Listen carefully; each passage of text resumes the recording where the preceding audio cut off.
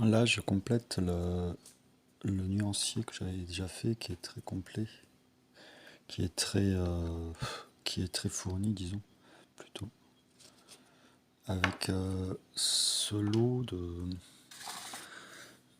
trouvé dans un supermarché à Action, en fait. Et en fait, ce sont des petits tubes d'acrylique.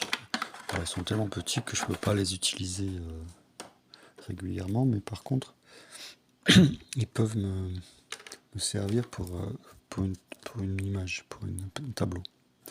Donc j'ai choisi le code CA pour Creative Artist, la marque, et Acryl pour me rappeler que c'est de l'acrylique. Donc c'est pas du tout comme la peinture à huile pour le fonctionnement. Et ce que je fais, donc je mets un gros paquet à la Van Gogh comme ça, et puis je fais un dégradé. Et ça, je vais le découper ensuite quand ça sera sec. Et je le rajouterai dans mes enveloppes. Bon, il y a tous les bleus. Et ce qui est aussi intéressant, ce que je suis en train de faire, c'est qu'en fait, ça donne un ordre.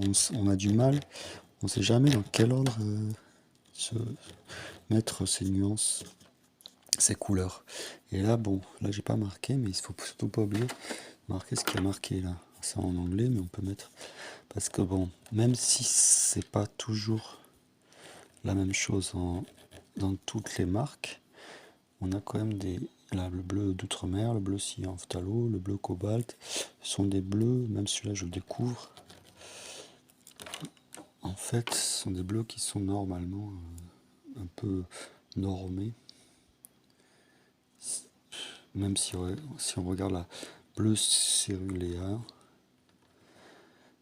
céruléum, je sais plus comment ça s'appelle en français. Là, c'est en anglais. Mais bon, en français, le bleu céruléum n'est pas du tout. Je trouve même pas du tout ce bleu-là j'ai plein de bleu céruléum en peinture à huile et c'est pas du tout ça. C'est pas du tout la même chose. Là, c'est un bleu très clair. Donc, c'est vraiment aléatoire. Là, je découvre les marques, les choses comme ça. Parce que moi, ce que je faisais avant, quand je peignais à l'acrylique, j'avais des couleurs primaires.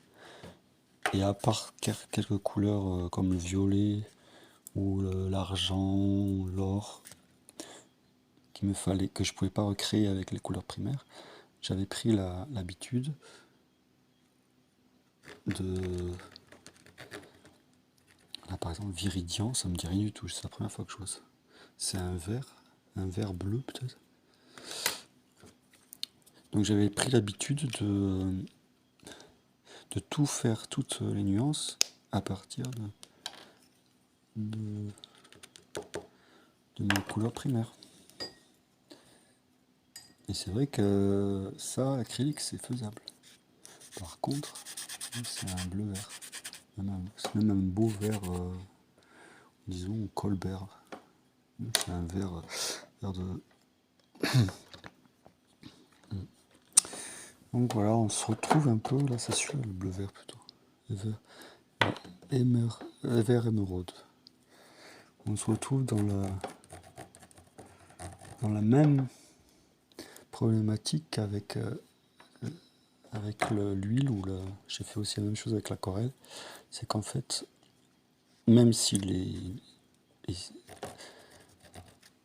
marques ne disent pas, on dit plutôt bleu émeraude d'ailleurs, vert émeraude. Les marques ne le disent pas, il y a quand même une grande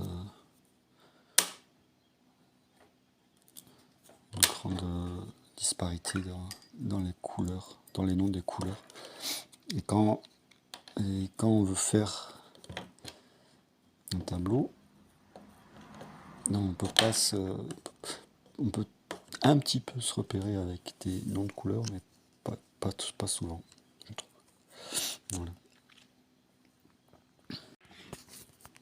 Alors, il faut faut bien qu'il y ait trois choses dans ce nuancier.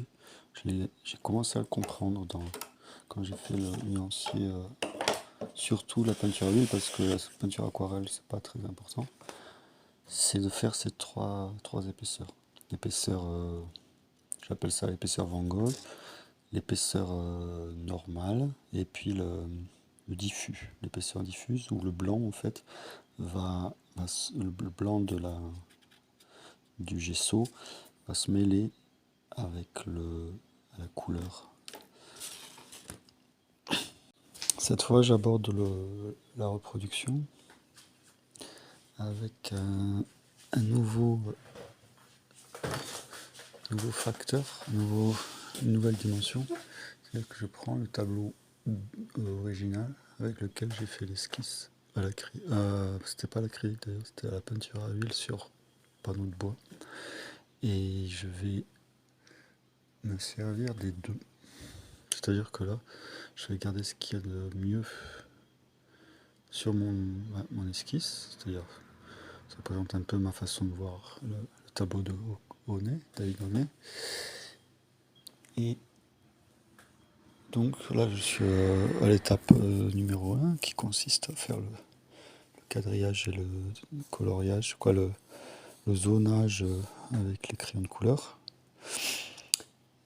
Et je rajoute aussi une troisième chose, c'est-à-dire que je me sers de ça pour les couleurs et pour certaines formes, et aussi pour aller plus peut-être dans les détails, pour voir ce qui me plaît actuellement par rapport à 2009 quand j'ai fait ce tableau, quand j'ai fait cette esquisse.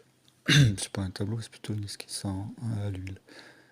Donc je vais me servir, par contre, là je suis sûr de cette partie-là que je trouve mieux, parce que moins scientifique, que là elle est beaucoup trop, pour moi, trop précise. Oh, ça peut plaire à certaines personnes, mais moi ça me plaît plus, ça me plaît pas. Et donc je vais refaire ma façon, les dalles de la piscine à ma façon. Par contre, je vais reprendre des choses qui sont quand même mieux dans le tableau original. Enfin, je vais essayer aussi de rajouter des choses qu'avec l'expérience depuis 2009, je connais de ce que je préfère dans les tableaux. Par exemple, là, je vais dénuder ce nageur. Mais par contre, je préfère mon personnage à son personnage. Je sais pas pourquoi. C'est comme ça. Par contre, je préfère sa jungle, sa verdure, sa campagne que super paysage, entre parenthèses, qui est beaucoup plus réussi que le mien. Donc je vais m'inspirer pour certaines parties du tableau de Honnet à nouveau et m'inspirer d'autres parties. Par exemple, là, on va rentrer par exemple, on va faire un exemple. Je trouve quand même que sa piscine et son personnage est beaucoup mieux dans le tableau de Honnet que dans mon esquisse. Donc je vais essayer de corriger avec les crayons dès le départ, pour pas faire d'erreur plus tard, certaines choses. Par contre, aujourd'hui, je sais que je préfère les cheveux courts que les cheveux longs. En tout cas, dans ce tableau, je préférerais que le nageur soit nu avec des cheveux assez courts, plus courts en tout cas, pas forcément très courts. Donc voilà, je mets de ce que j'ai envie dans mon tableau final, qui n'est pas une reproduction fidèle ni du tableau donné, ni de l'esquisse que j'avais faite en 2009. Donc là, je vais faire comme ici. Je vais corriger un peu, parce que c'est vrai que c'est vachement mieux si je lui fais des épaules.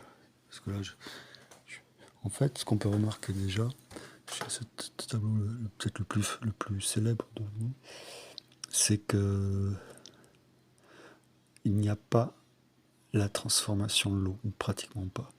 C'est comme si l'eau était très... ne faisait pas ce que fait dans d'autres tableaux donnés, c'est des transformations du corps. Il y en a un petit peu, mais très peu. D'ailleurs, Honnet va, je pense, dans des tableaux suivants, faire jouer avec cette transformation que l'eau des piscines fait sur les corps. qui nagent en profondeur.